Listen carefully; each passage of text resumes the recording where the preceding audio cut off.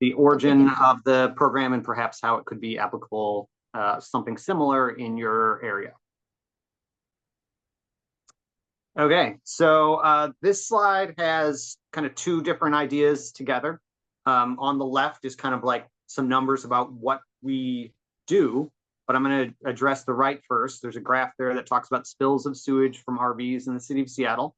And on the y-axis, you have a count of the number of spills. And that's my professional background. I'm a spill responder for 15 years, whether that's sewage or environmental accidents or car accidents or something like that. Anything where it's a threat to the public and water quality and stuff like that, and someone needs to show up to deal with it, I'm one of those somebodies. So the city had been tracking a significant increase in the rate of RV sewage spills, and those could range from intentional discharges from someone who didn't know where to take their waste to much more commonly leaking or dripping systems, causing a relatively small discharge but a significant impact to the community's well-being. In around 2017, the city began a program that actively went to go to look for these situations and to attempt to remediate them. The program was called RV Remediation. It would have inspections of known encampments and target the encampments that had criteria that were the most threatening for forced removal. So no parking signs go up, and then the area could be cleaned. And then a few days later, in theory, the no parking signs go down and people could reoccupy the site. Naturally, when you go to look for a problem, you find it. So there was a tremendous increase in the rate we were finding these issues, which did have the side effect of creating the political support to launch a pilot program, which began in 2020 to run our program, which consists of a proactive effort to visit encampments and take their waste away, and for free. So we have modulated over time, but now we've settled on visiting all known RV encampments in the city of Seattle once per month to offer them wastewater services.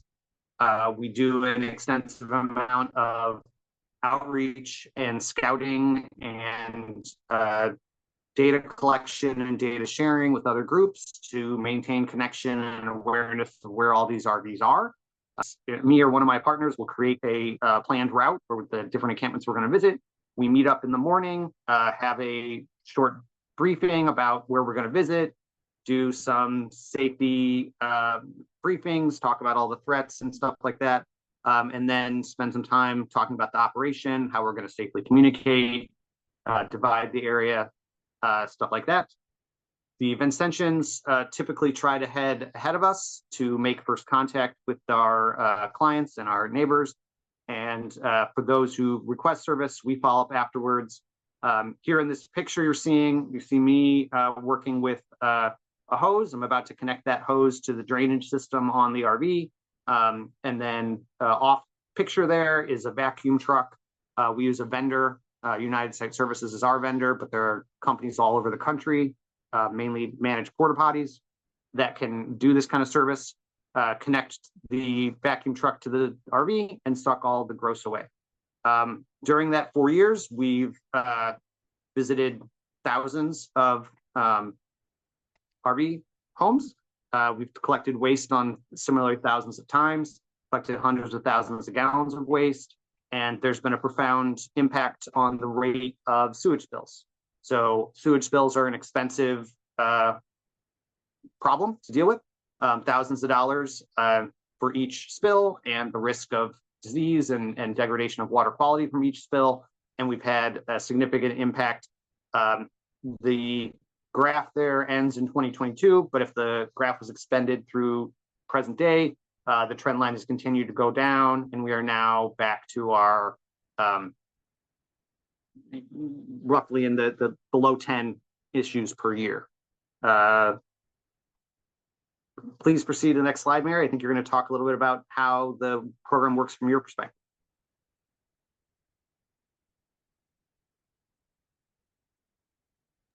Okay, so thank you, Chris, for that. Chris is very, very professional. And I'm going to be talking, and he always is, but there's also a little bit more to our partnership with SPU that I want to bring out, and that is the compassion and the empathy that we've been getting for our work from Chris and those at SPU. Just really outstanding partnership that it contains not just the professionalism that you hear from Chris, but also the human factor of really caring about what's going on in our community and the people that we're serving. So we see that we're serving the entire community, of course, and that I don't just mean the RV community, but everybody, because Chris is and SPU is really improving greatly, as he's indicated here, the sanitation aspect for the entire community. So from our perspective, he shared how he started with this program. From our perspective, we were going to see Seattle. St. Vincent de Paul is a person-to-person, face-to-face charity that is actually separate from the Catholic Church, but we work in conjunction with Catholic Church in many ways. But we have our own, we're our own standalone charity, and so we are a face-to-face from the beginning, and from all of, and I'm talking about the 1700s. We many times are seeing more and more and more RVs in our community, and realize that these were a group of people that we also need to serve, but it was difficult to figure out how to really provide that service in a safe way for everyone, and to make the people that we serve in the community of RVs comfortable with our presence. And when we would go sometimes to serve people in RVs, one of our membership said, "Hey, how are you dumping your waste? If you can't really move this thing very easily, or it's too expensive for you, what are you doing?" And they happened to tell us that they were putting the waste down the sewer grate, which is really bad for public sanitation. So we reached out to SBU, which sounds like was kind of dovetailing with their experience of seeing that these spills and the sanitation were getting worse in that time frame that was mentioned on that chart. So this kind of dovetailed together, and from our perspective, we never think of these things like that as being coincidences.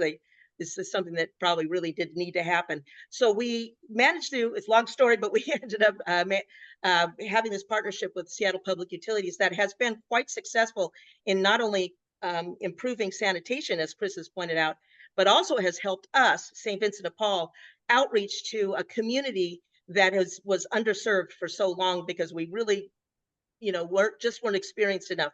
When we go out with Seattle Public Utilities 4 times or so a week, usually, and year round, with few exceptions, we go with being able to say, "Hey, we're here with Seattle Public Utilities to provide a free pump out for you. But hey, also, how are you doing? How are you fixed for supplies?" We are able to provide that human factor of looking them in the eye and letting them know that there's human beings that care about them, but also and providing some basic supplies, because often these people can't get to feeding programs. Why? Because they're afraid of coming back and finding everything gone, uh, towed away, or broken into. So we bring them things that would help them to survive, and also bring them those resources. Often find somebody who we can get signed up for our homeless services in Seattle, and point them to some services that they were not aware of, or get some help for them in our community connectors, so they can sign up for Social Security, or things that they need help getting signed up for. So getting phones, and getting someplace to get food and cleaned up. So we have provided probably, I think this is probably an old number, but at least 10,000 boxes of food, and they go out every single day from our food bank at St. Vincent de Paul on 4th Avenue in Seattle. We also get lots of donations in cold weather. We're bringing hats and gloves and blankets. I believe we've saved many, many lives, but that we can't really tell. And we've helped many, many people, get on lists to get into housing.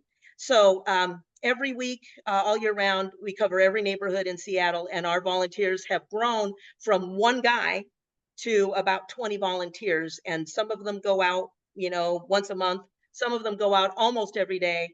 But the people that are involved in this as volunteers are really passionate about it because of the one-to-one connection, and they do a lot of really great work. So we support Chris and his team in whatever they do. We stay out of the pump out part. You can see myself and a colleague of mine, working with a fellow in a car. We also, serve the people in tents that are surrounding the RV communities. So it's been a very successful program that we really feel like we'd like to be able to help other communities do similar things throughout the United States and throughout everywhere that it can be done. We don't hope that we don't have to do it forever, that someday everybody will have a home.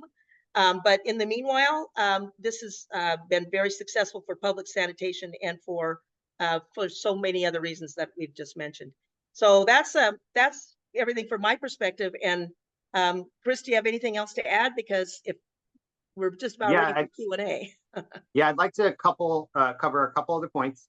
So one group that isn't represented here, more than one, but one group, a very significant political player that isn't represented in the history of this program and why it originated, was the business community. So the business improvement district in a particularly highly impacted area of the city from unsheltered homelessness, neighborhood called Soto in Seattle, they have a lot of political clout, as property owners and business owners, and they saw that sanitation needs was affecting the profitability of their businesses, and their political support was a big reason why the pilot first got the green light. So I raised that to point out that for some people in jurisdictions, they're thinking, hey, how would I ever get people to agree to this, right? Forming that big tent and finding a way to include some property owners that might not be traditional allies, but to see how programs like this could benefit them, that was the difference maker to get us the political will. The last thing I'll say, we kind of have hinted at this, but both St. Vincent de Paul and SVU are more effective because we're together. The critical mass allows us to be safer by having more people there. It allows us to be more effective because we can address more needs at once, and it allows us to sustain better relationships. So I despair to think of what these last 5 years or 4 years would have been like if I was trying to do this without the Vincentians there.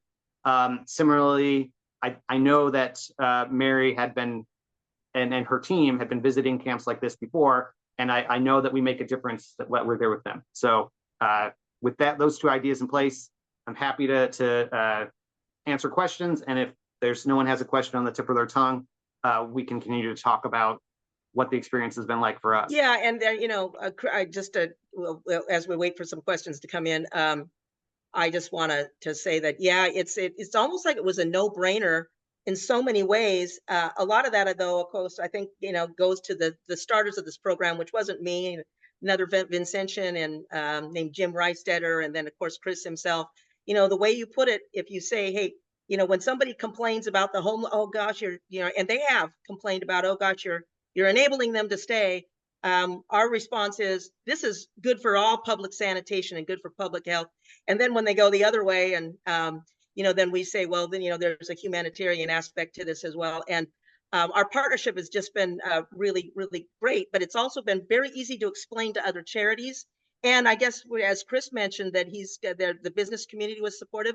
We've gotten tons of support from other charities. So at St. Vincent de Paul, I'm glad for the opportunity to say this. At St. Vincent de Paul, we have volunteers, but we also have volunteers from different faiths and people that are, not even part of a faith community, but just wanted to help.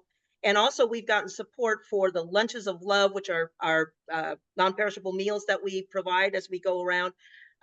We've also had lots of donations from other charities of clothing and other types of supplies, hygiene kits. The LDS Church has been very, very supportive. Many other churches, and even technical groups. We put it on the Just Serve website, and we've gotten groups that say, hey, we'd like to volunteer by helping out, creating some of the meals, and creating maybe doing a blanket drive we got from a college community. So It's just been a very great way for people to participate in whatever way they feel comfortable in something that really is making a difference. So now, hopefully some questions. Do we have any Yeah, some questions, questions. moderator? Yeah, we have some questions coming in here. So Okay.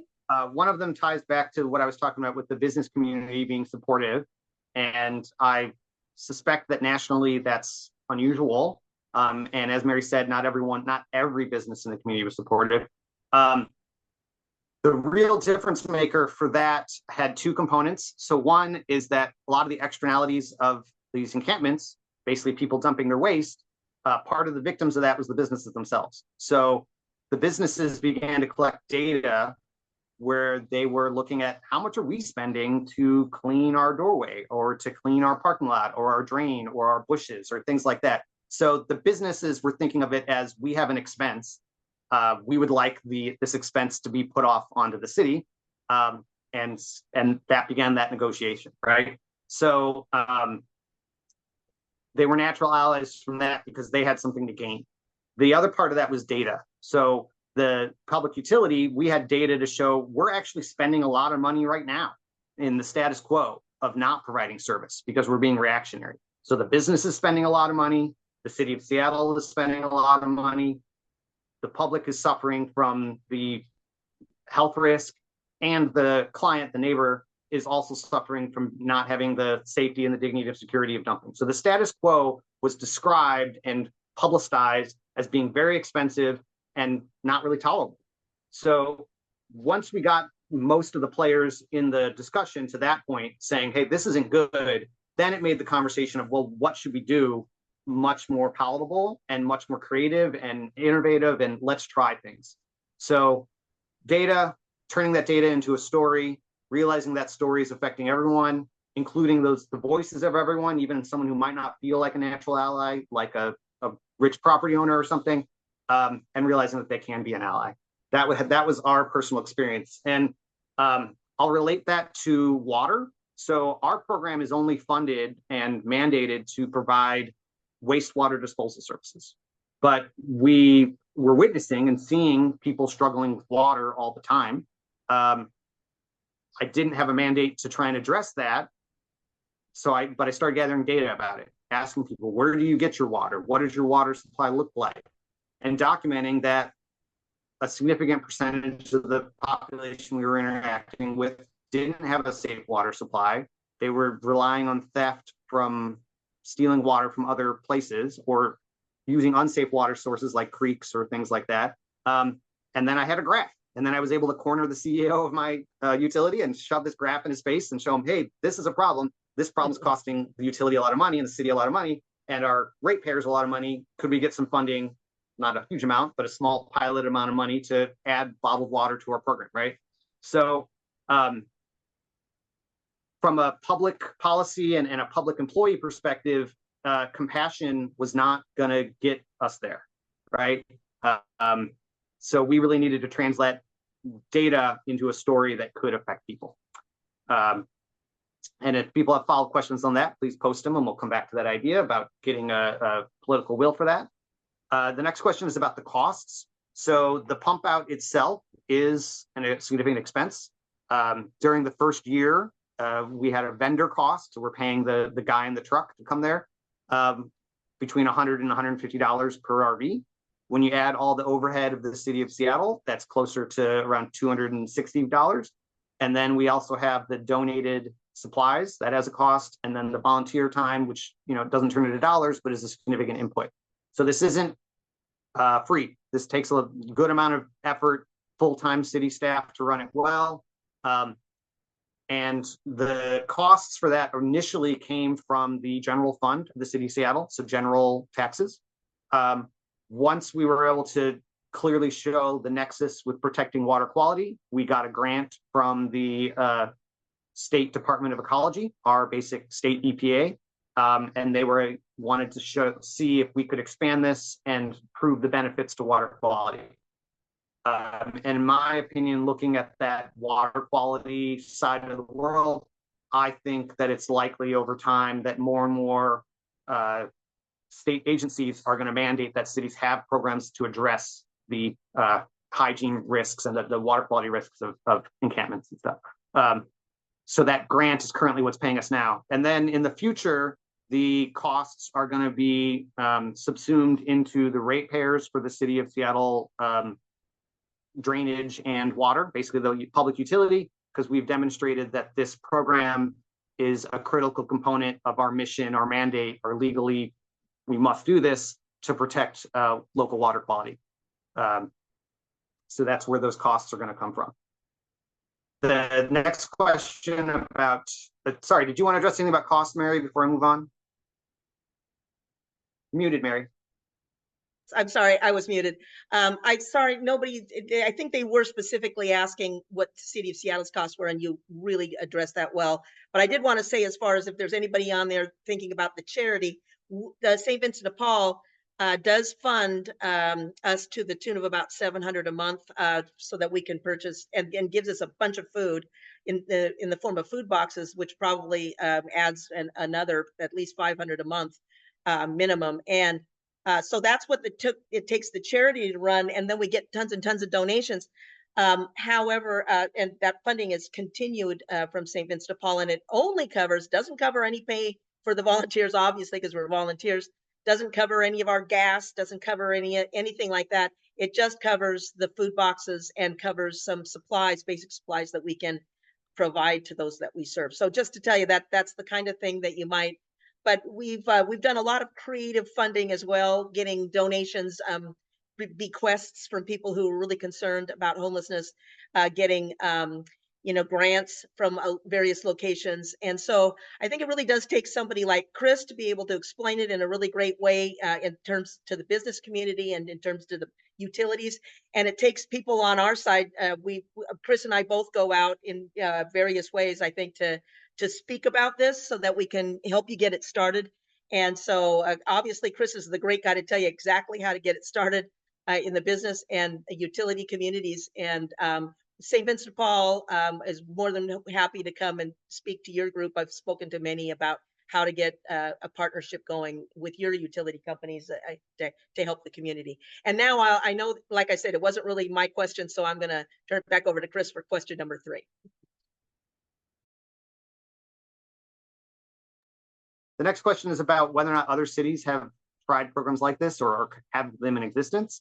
I have had other cities reach out and been like, hey, what are you doing? Tell me about it. So I know there's other cities are.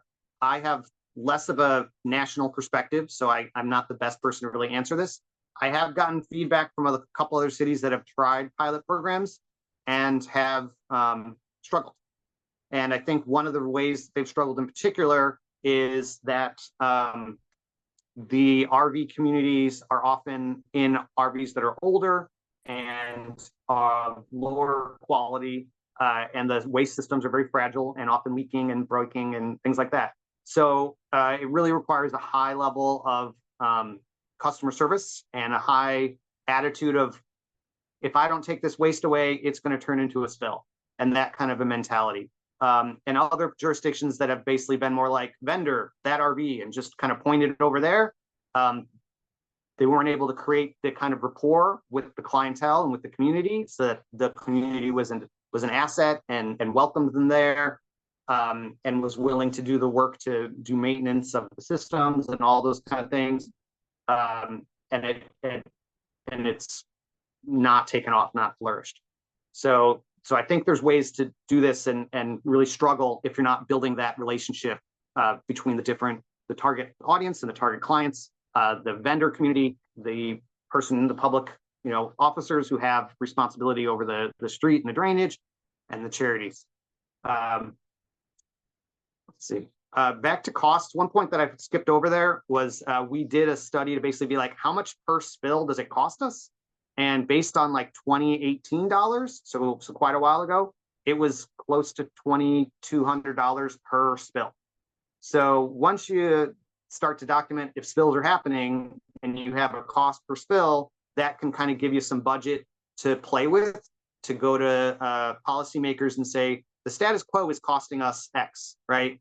If we tried this intervention, it'll go down. So therefore, it can kind of present as this isn't as expensive as it seems. The Florence asks about the rate of service and how often we come. So we initially guessed and said, what can we do? And we tried coming once per month, not really with a rational basis. And that seemed like it was going okay. We were asking people, what is your preferred interval? How quickly do you fill up? Those kind of ideas. And most people were saying much lower than that.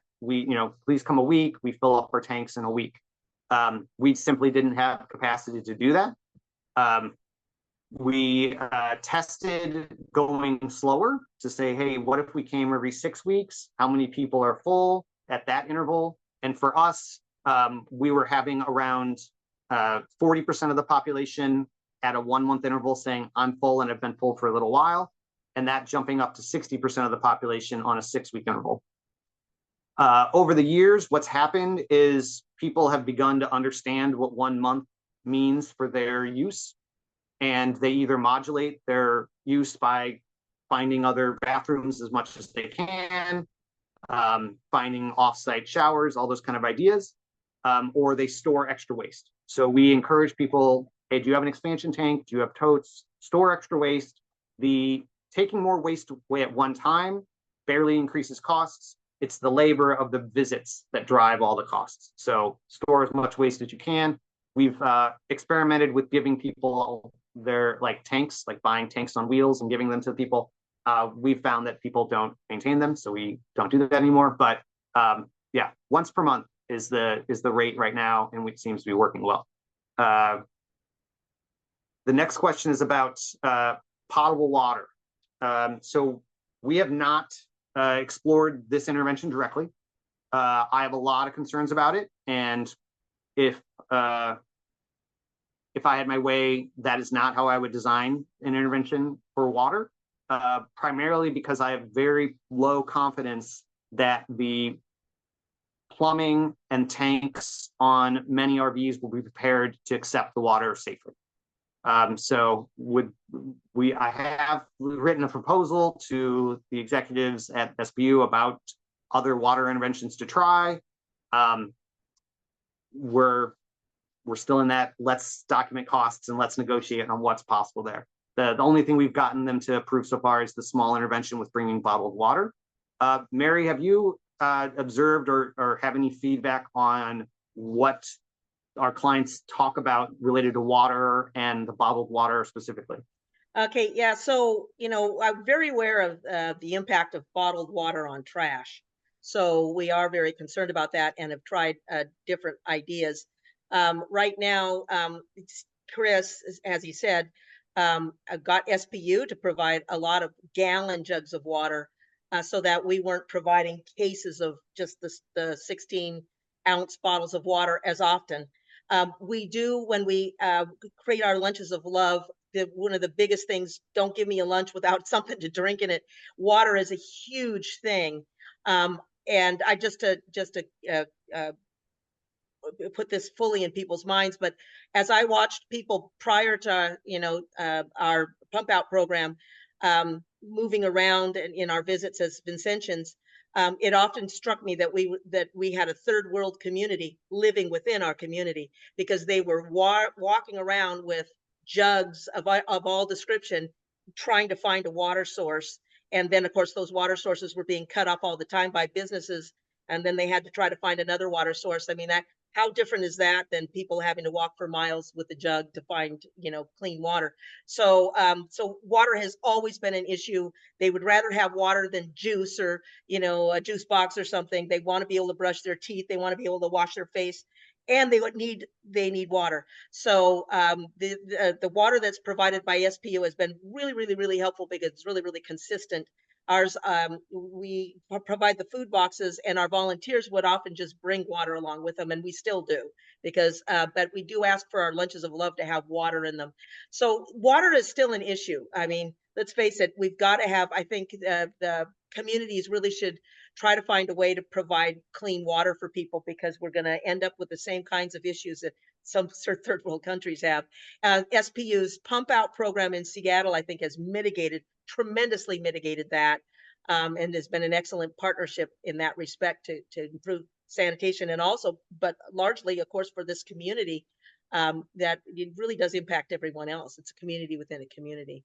And that's all I can say about water, is that it's still an issue. And I wish there were better ways, that maybe multiple places where people could go to get water more easily and more quickly without having to try to get it from businesses who don't appreciate it. But this is a good stopgap. Yeah. So last point I'll raise about water is I think of it as I'm in the stage of like 2017 was for the RV wastewater, where I now need to have enough data to demonstrate that the status quo is very expensive. It's just that the people that are paying the costs for the current status quo, whether that's a business that has their water line cut or an irrigation line cut or fire hydrant broken open, the person who gets a water transmitted disease, on and on, that's expensive. It's just no one's studying that right now. So it's rather hard to prove that right now costs a lot to then say, hey, several $100,000 to fund a pilot intervention actually wouldn't be as expensive as it sounds. The next question is about an RV being impounded. That happens frequently, that an RV will be seized from a resident, taken to a tow yard and stowed there. And so what happens there? So in different jurisdictions, it might be handled differently. In the city of Seattle, sometimes, on a rare occasion, a minority of the times, that seizure is coordinated with our program. So we will have emptied the tank before it's moved.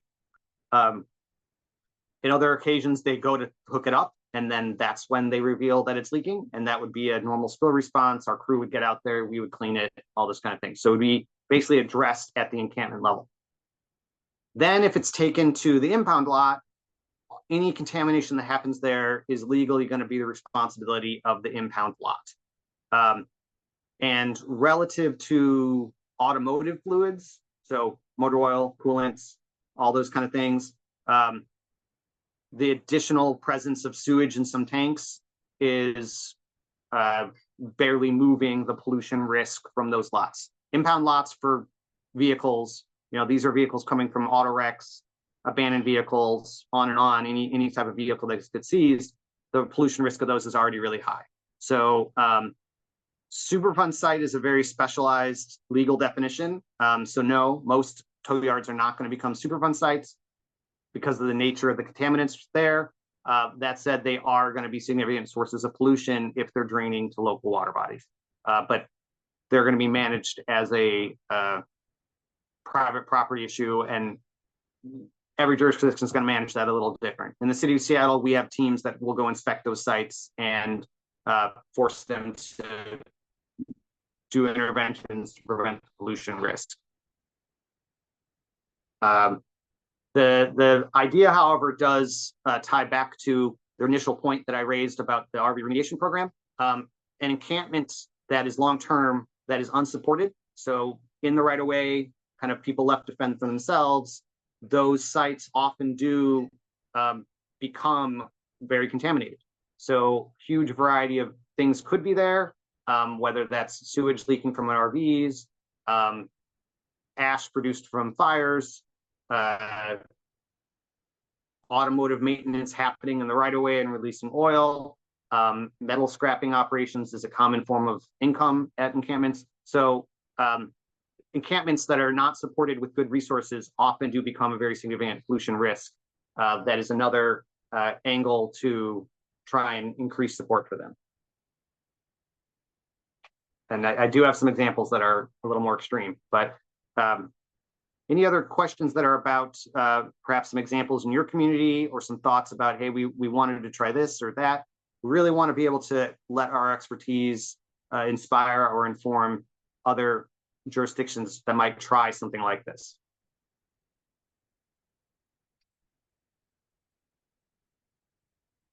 And it looks like we've got maybe around just under 10 minutes left in our discussion here.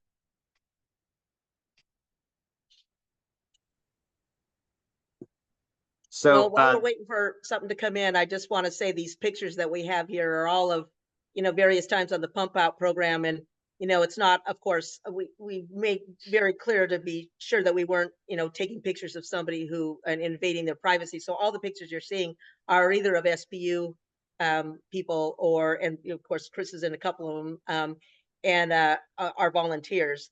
And so it's not all fun and games, of course, but we do take a moment sometimes to have, in this case on the left, we had some tables full of supplies because we got a bunch of stuff for free from one of the businesses. And then, then there's a time we gave out a bunch of pizza. And so that's the one kind of in the middle. So the upper right, I wanted to show there's a lot of times when we're out, the weather is horrible. This is Seattle. And so sometimes it's pouring down rain and we give out some tarps and we'll give out, raincoats and sometimes things like that to help people, keep at least dry, because that's a huge issue for people living out on the street. So anyway, just wanted to explain a little bit about some of these volunteers. And these are all some of the volunteers that have volunteered for us in the past, or some of the SBU guys. So we did have another question come in, but I wanted, Mary made me think of a couple of things.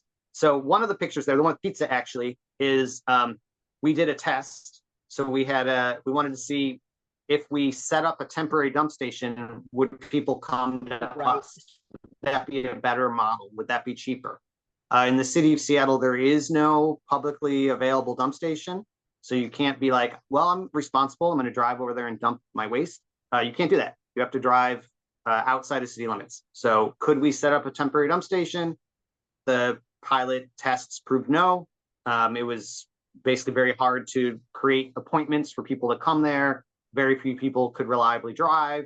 Even if you did all that effort, you would still need to go visit them. So it didn't really work very well.